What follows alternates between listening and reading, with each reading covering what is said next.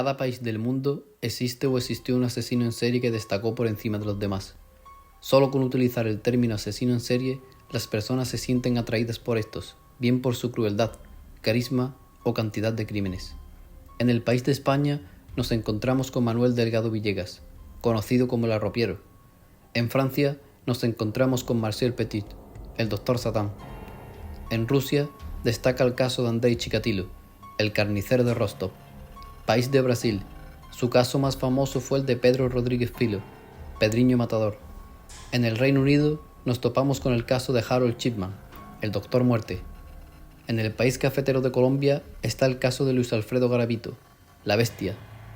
En Argentina destaca el caso de Ricardo Robledo Puch, el Ángel Negro. Así podríamos seguir con una lista enorme de asesinos en serie que actuaron en cada país del mundo, pero no podemos dejar atrás el país donde hubo más casos de asesinos en serie, los Estados Unidos, y su caso más famoso y destacado fue el de Ted Bundy, el asesino del campus.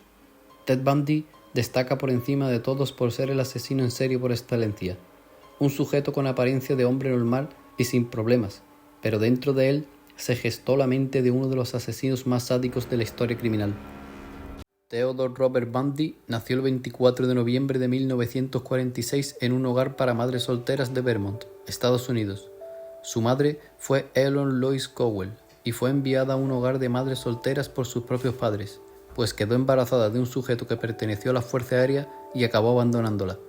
Cuando Ted nació, sus abuelos maternos no querían que la sociedad lo rechazara, por ello decidieron hacerse cargo del niño y lo reconocieron como su propio hijo. Por esto, la madre de Ted se hizo pasar por la hermana mayor. A la edad de 4 años, Eleanor y Ted se mudaron a Tacoma. Según se decía, el abuelo de Ted era un hombre muy violento y golpeaba a los miembros de su familia, y por esto Eleanor se fue de allí con su hijo. Ted y su madre estuvieron una temporada viviendo en casa de uno de sus tíos abuelos. En el año 1951, Eleanor contrajo matrimonio con un cocinero del ejército llamado John Bundy.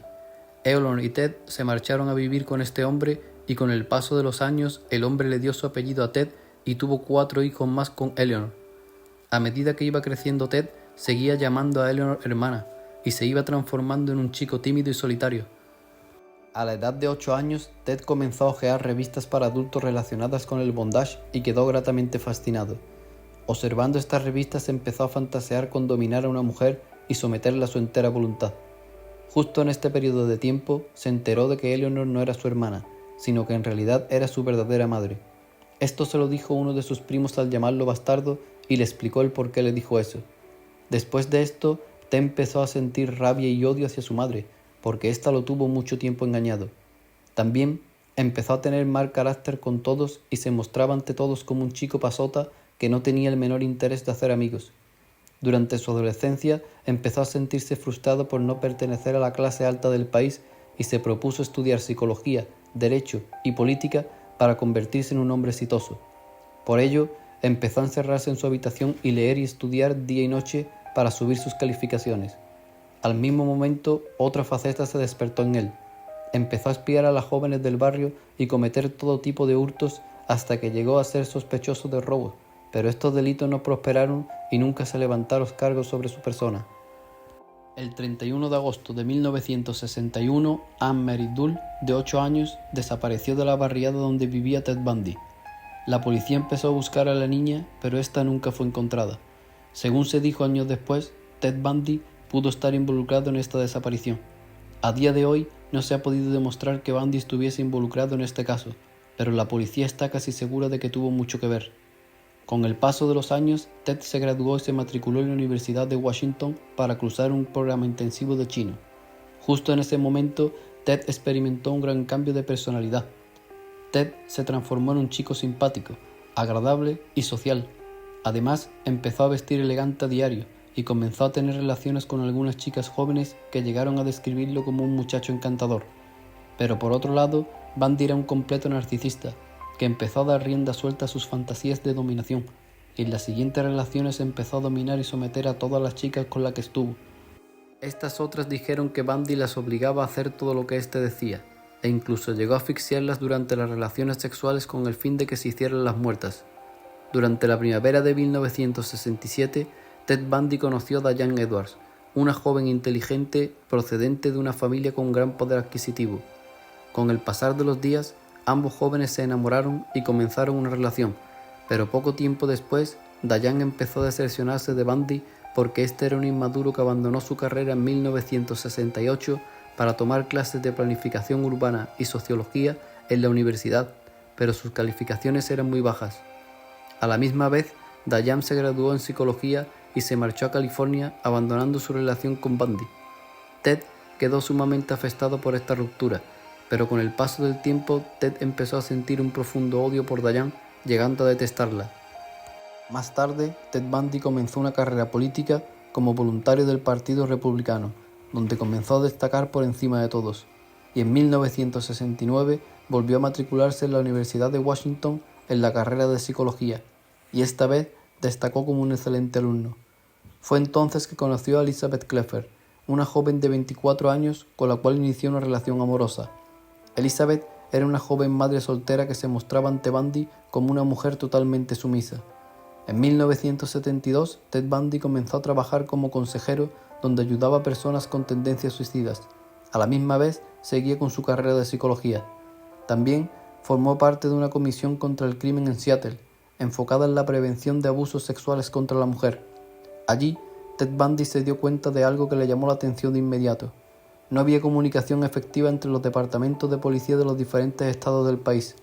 Ted comprendió que un asesino podía pasar de un estado a otro sin ser descubierto, perpetrando todo tipo de crímenes. En el año 1973, Bundy comenzó a estudiar Derecho en la Universidad de Washington. Ese mismo año se toparía allí con su antigua pareja, Diane Edwards. Esta quedó gratamente sorprendida al ver al nuevo Ted, graduado en psicología, miembro del Partido Republicano y cursando una nueva carrera de Derecho. Diane le propuso volver con él, y Ted aceptó de inmediato, e incluso Ted llegó a pedirle matrimonio en Navidades de 1973. Pero tras esta fecha, Ted Bundy no volvió a verla y se marchó de su lado. Diane no paraba de llamarle para pedirle explicaciones y Bundy le dijo que no sabía de qué le estaba hablando. Todo aquello fue un plan que Ted Bundy preparó durante un tiempo. Se propuso volver con ella y pedirle matrimonio y cuando ésta aceptara, dejarla en este justo momento, para no verla nunca más al igual que hizo ella anteriormente. Después de esto, una oleada de crímenes empezó a azotar el país. El 4 de enero de 1974, en Seattle, una estudiante llamada Karen Sparks, de 18 años, había sido atacada en la habitación de su residencia. La policía llegó hasta allí y dedujeron que un sujeto se coló en la habitación y le partió el cráneo a la chica de varios golpes con un objeto pesado. Luego, arrancó una pata de la cama, con la cual la sodomizó. Karen fue llevada de urgencias al hospital y allí pudieron salvarle la vida, aunque sufrió un gran desgarro en su vejiga y un daño cerebral irreversible. Cuando Karen despertó, la policía estaba allí para tomarle declaración, pero la chica no recordaba nada de lo que había pasado. El 31 de enero de ese mismo año, desapareció una estudiante de psicología llamada Linda Ann Gill, de 21 años. La joven vivía cerca de Karen Sparks, y la policía llegó allí para tomarle declaración a sus compañeras de habitación. Estas dijeron que la última vez que vieron a Linda fue la noche anterior. Luego, la policía fue hasta la habitación de Linda. Allí, todo parecía bien ordenado, pero al levantar las sábanas de la cama, vieron una almohada manchada de sangre. En ese momento, comprendieron que la chica podía haber sido asesinada. Los días pasaron y no se halló ni una sola pista de la joven, por lo que el caso se fue enfriando poco a poco. El 18 de marzo de 1974, esta vez en el condado de Thurston, otra desaparición se denunció a la policía. Donna Manson, de 19 años, fue vista por última vez en los alrededores de un campus universitario. La policía interrogó a las amigas íntimas de estas y estas dijeron que Donna iba a ir a un concierto de jazz, pero que nunca regresó. La noticia de momento llegó a los periódicos, pero nuevamente la policía no encontró pista alguna de la joven. El 17 de abril de 1974, Susan Rancourt, de 18 años, había asistido a una reunión en el campus de la Universidad de Washington y nunca regresó. La desaparición de la joven fue denunciada a la policía y de inmediato estos asistieron al campus. Allí interrogaron a muchos estudiantes y algunos de estos dijeron que vieron a Susan en compañía de un muchacho que tenía el brazo en cabestrillo. 4 días después, una joven le dijo a los policías que seguían por el campus que un joven con el brazo en cabestrillo le intentó subir a la fuerza en un Volkswagen escarabajo de color marrón. Días después, otras 3 chicas denunciaron lo mismo. Estas llegaron a decir que el sujeto que las intentó secuestrar era un muchacho atractivo, veinteañero, que pedía ayuda para llevar unos libros hasta su coche y que decía llamarse Ted. El 6 de mayo de 1974, Roberta Parks, de 20 años, fue vista por última vez en el campus de la Universidad de Oregon. Este caso no fue sumado al de las demás chicas desaparecidas, puesto que fue en otro estado. El 1 de junio de este mismo año, Brenda Paul, de 22 años, desapareció después de estar a las afueras de un bar del condado de King. Algunos testigos del lugar dijeron que vieron a Brenda hablando con un sujeto con el brazo en cabestrillo.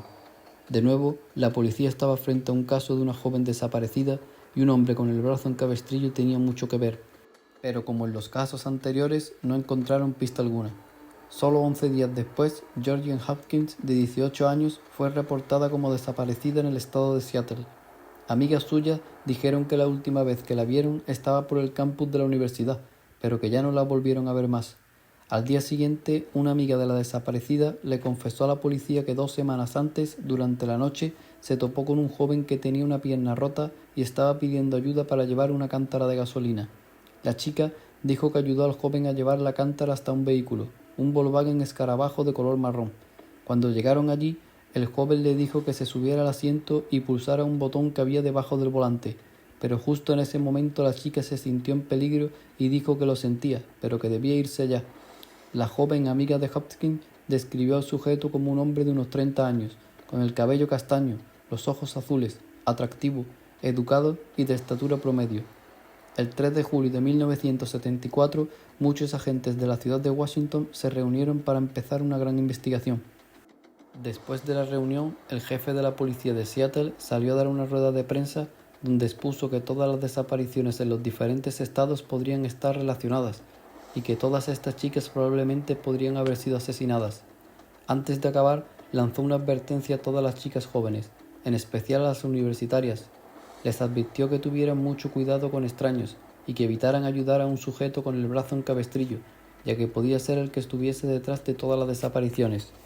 El 14 de julio, solo 11 días después de la rueda de prensa, unas 40.000 personas fueron hasta el lago Sammamish.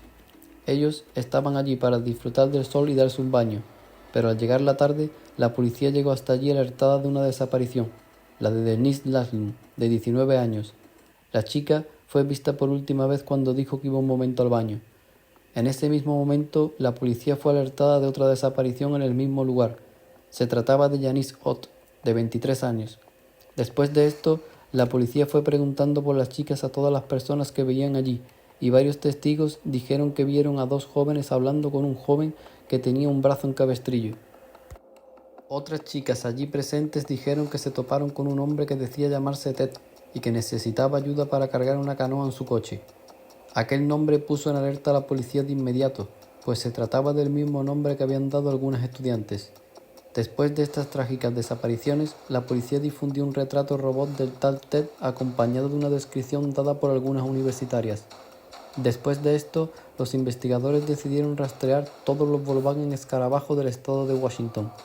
Encontraron unos 42.000 vehículos, lo que parecía algo imposible de averiguar. Más tarde, abrieron líneas telefónicas para que cualquier persona llamara si tenía alguna sospecha o pista sobre el caso.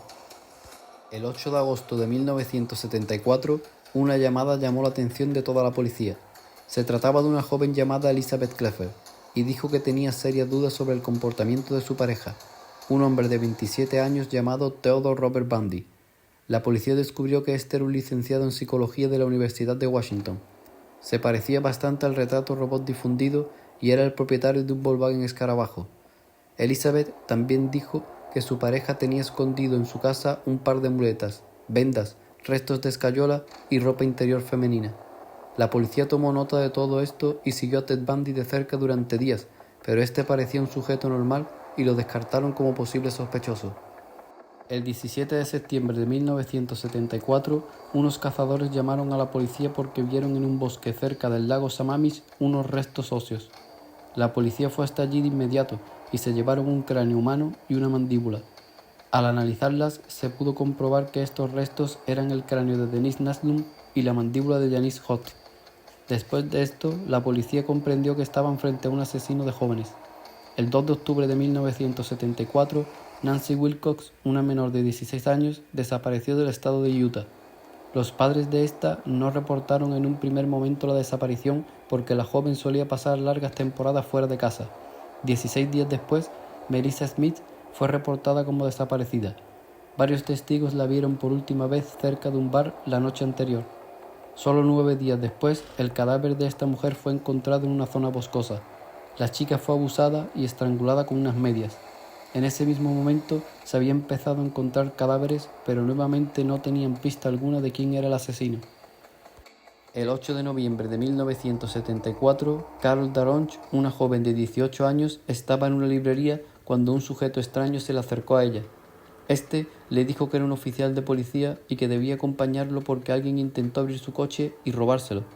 La joven asustada acompañó al supuesto oficial hasta un parking. Una vez allí, le dijo que el hombre que intentó robar su coche estaba detenido en comisaría y que si ella quería podía ir a denunciarlo. En ese momento, Carol percibió un fuerte olor a alcohol y le resultó muy sospechoso que un agente de policía estuviese bebido. Por esto, le dijo al agente que si podía identificarse. El agente lo hizo de inmediato, mostrando su placa reglamentaria. Por esto, Carol se subió a un Volkswagen Escarabajo propiedad del agente. Este dijo que era un vehículo de incógnito. A los pocos minutos, el agente se detuvo sin decir nada y le puso unas esposas en las muñecas a la joven. Acto seguido, extrajo un arma y le dijo que la mataría si se resistía. Pero Carol rápidamente lo golpeó en la cara y saltó del vehículo.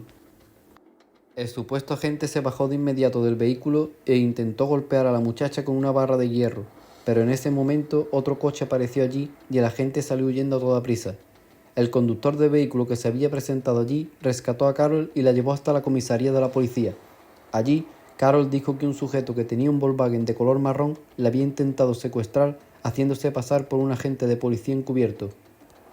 Esa misma noche, al norte de Murray, Deborah Kent, de 17 años, había desaparecido tras haber asistido a una obra musical. La policía fue hasta el lugar y encontró el vehículo de la joven y también cerca de este vehículo se hallaron unas llaves de unas esposas. Los agentes estaban al tanto del caso de Carol Daronch y comprobaron que las llaves abrían las esposas de Carol. Solo 3 semanas más tarde, unos jóvenes excursionistas que iban por un bosque encontraron un cadáver y dieron aviso a la policía. Este cadáver fue analizado y por los registros dentales se descubrió que era el de Laura Amy, una chica desaparecida el 31 de octubre. Esta joven fue asesinada de varios golpes en el cráneo y estrangulada con una media de nylon. Ya en el año 1975, el 12 de enero, Karen Campbell, de 23 años, estaba en un hotel de Aspen, Colorado. La chica fue a por una revista y desapareció sin que nadie hubiera visto nada sospechoso. Un mes después, el cadáver desnudo de la chica apareció sobre la nieve a unos 3 kilómetros del hotel.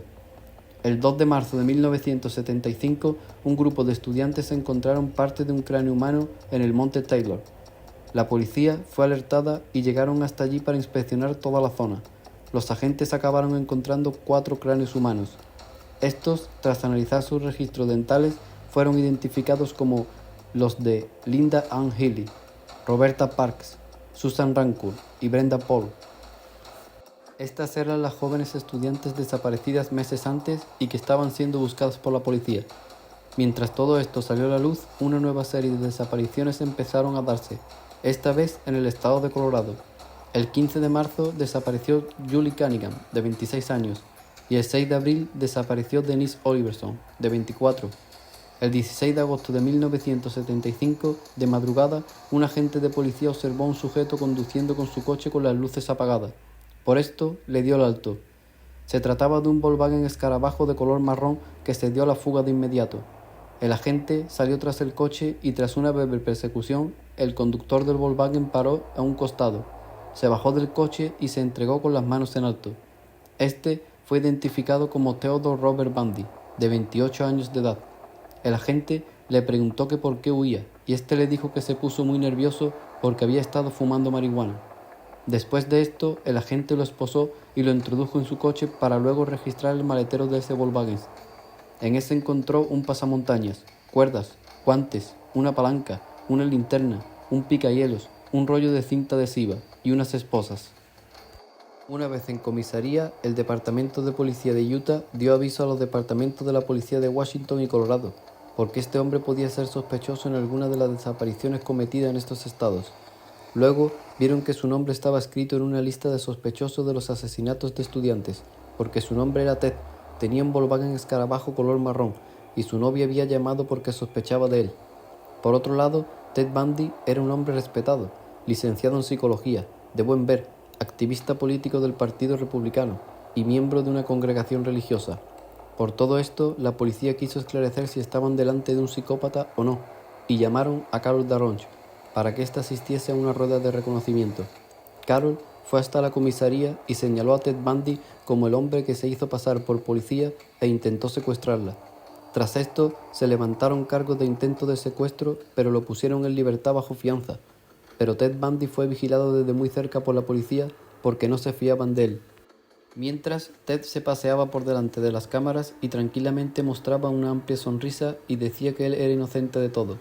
La gente que lo veía por televisión no lo culpaban de los asesinatos, porque no parecía un asesino, sino un buen hombre. El 23 de febrero de 1976 dio inicio el juicio en contra de Ted Bundy, por intento de secuestro.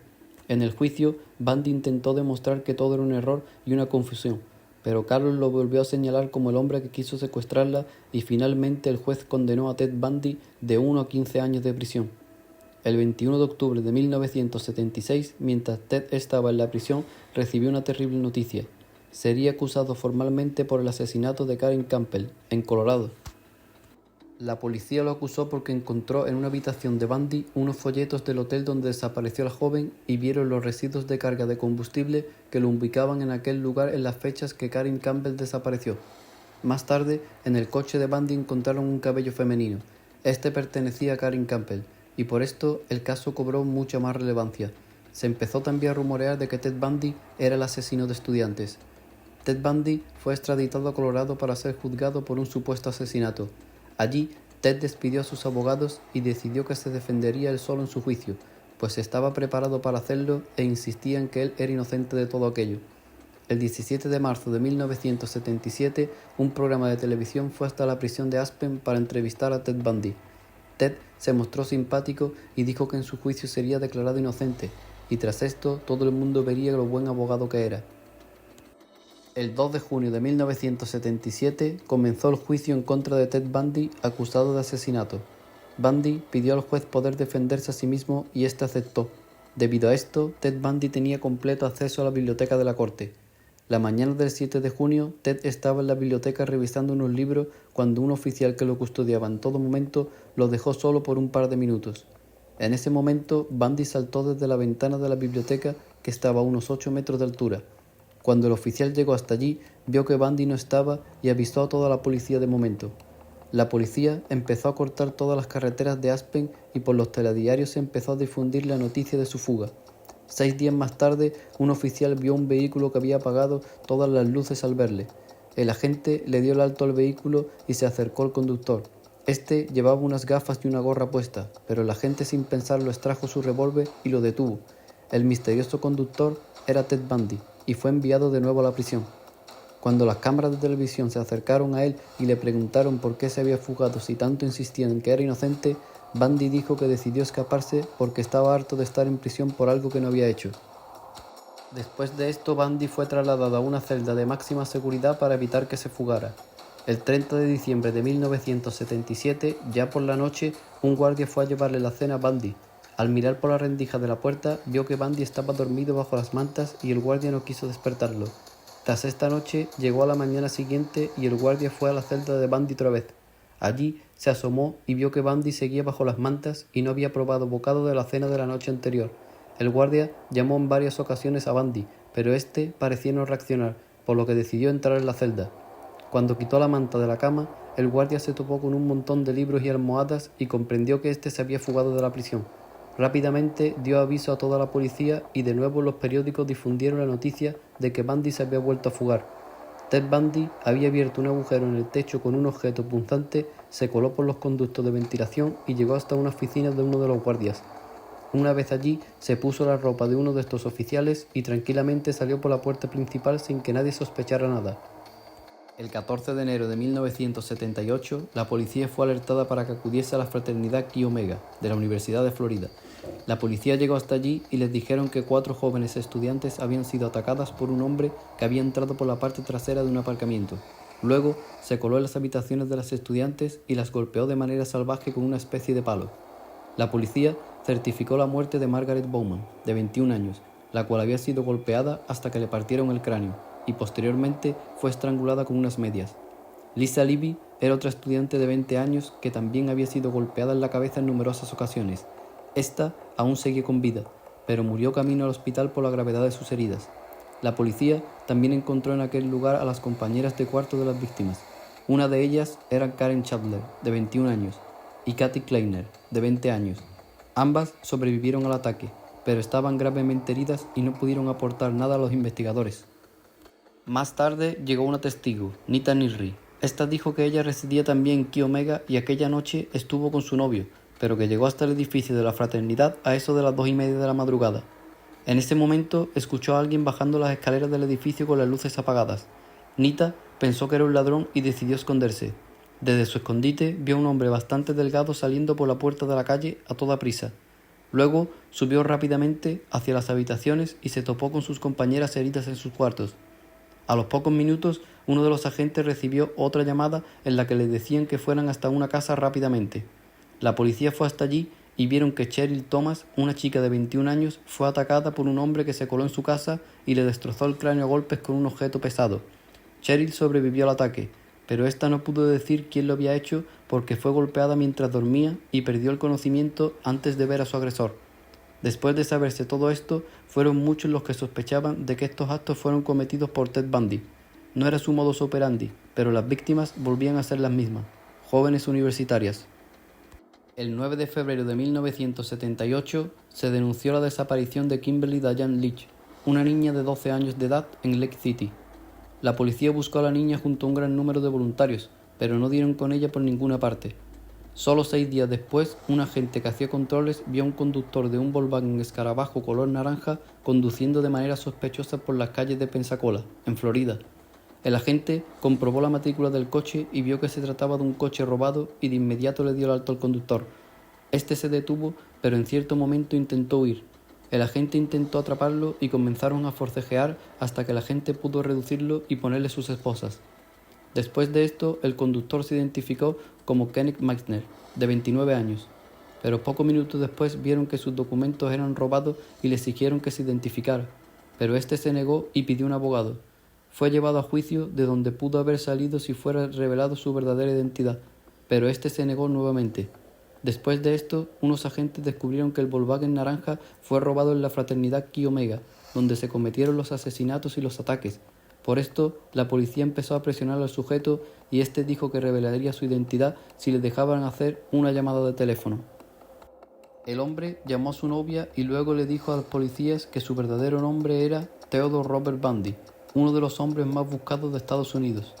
La policía no daba crédito a esto y de inmediato mandaron a Ted Bundy a una celda de máxima seguridad. Al mismo tiempo, averiguaron que los documentos y tarjetas de crédito que poseía habían sido robados desde cerca de la fraternidad Chi Omega.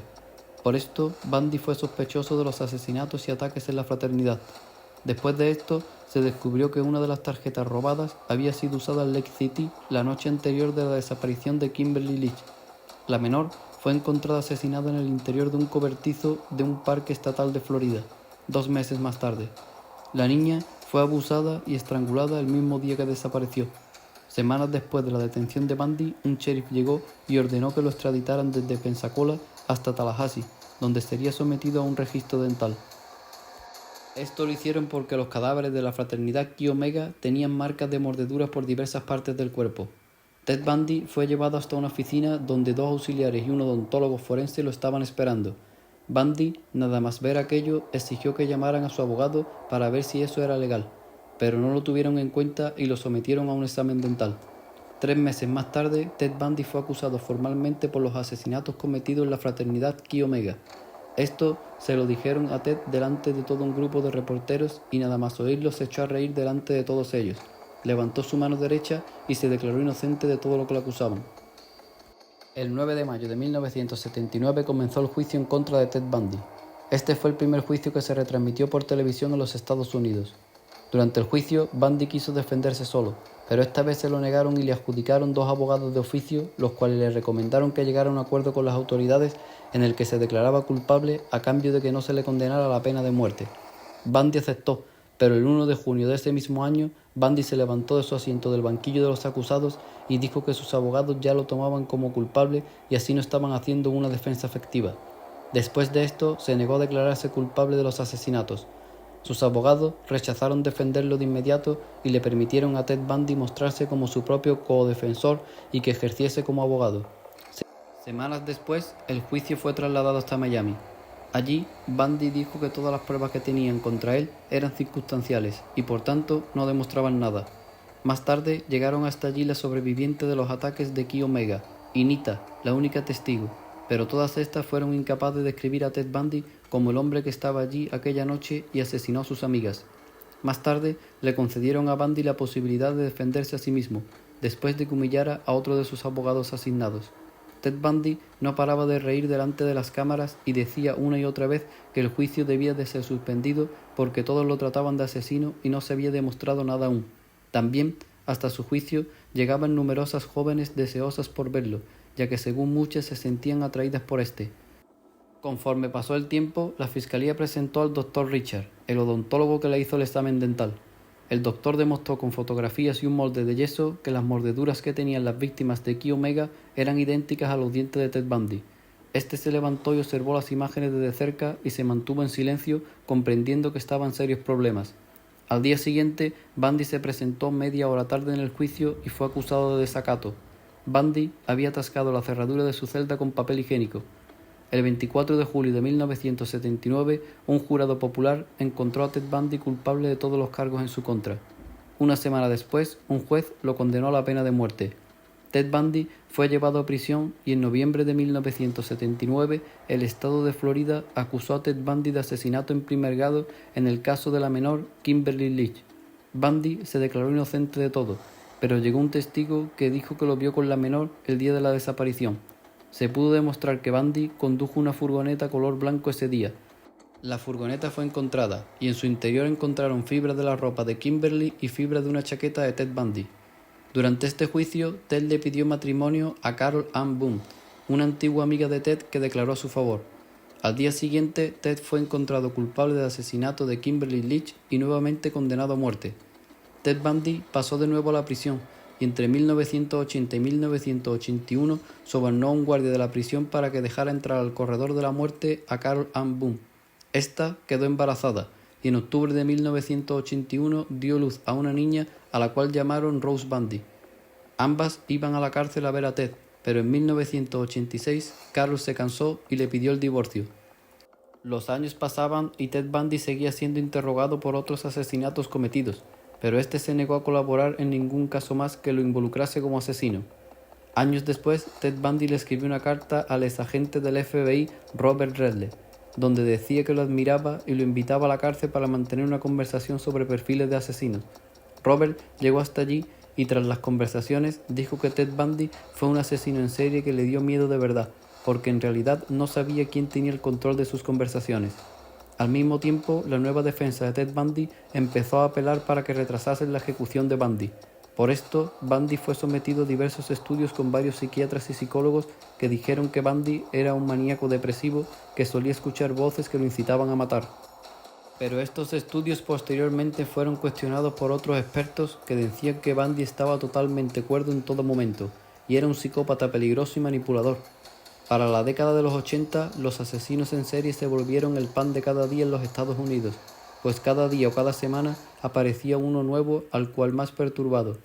Por esto, las autoridades empezaron a plantearse la posibilidad de no ejecutar a Ted Bundy, porque éste podía aportar mucho para el estudio de los nuevos asesinos. Pero por otro lado, la presión popular empezó a agobiar a las autoridades para que ejecutasen a Ted Bundy.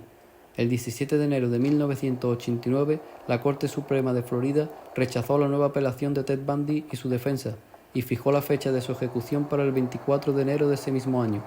Tras enterarse de esto, Ted Bundy dijo que era culpable de 30 asesinatos más por diferentes estados del país y que quería llegar a un acuerdo con las autoridades en el que le señalara los lugares donde cometió los asesinatos, a cambio de que retrasasen la ejecución 3 años más. pero este acuerdo fue rechazado. Ted insistió en que les ayudaría a encontrar los cuerpos para entregarlos a sus familiares y dio la ubicación de donde estaba la cabeza de Georgian Hopkins. La policía la encontró en el lugar que dijo Bundy, y tras esto confesó que era un necrófilo que volvía a las escenas de los crímenes y abusaba de los cadáveres en estado de putrefacción. Finalmente, la madrugada del 24 de enero de 1989, llegaron numerosos reporteros y ciudadanos hasta la entrada de la prisión estatal de Florida. Todos aguardaban allí la ejecución de Ted Bundy. A eso de las 7 de la mañana, Ted Bundy fue llevado hasta la silla eléctrica, donde dijo que lamentaba haber causado tantas molestias. A las 7:16 de la mañana, Ted Bundy fue declarado muerto. Tenía 42 años de edad. Tras su ejecución, un grupo de testigos de la ejecución salieron con los brazos en alto y la multitud que aún estaba en la entrada de la prisión empezó a festejarlo. Al fin, Estados Unidos se había deshecho de uno de los asesinos en series más infames y crueles de la historia, Ted Bundy, el asesino en serie por excelencia.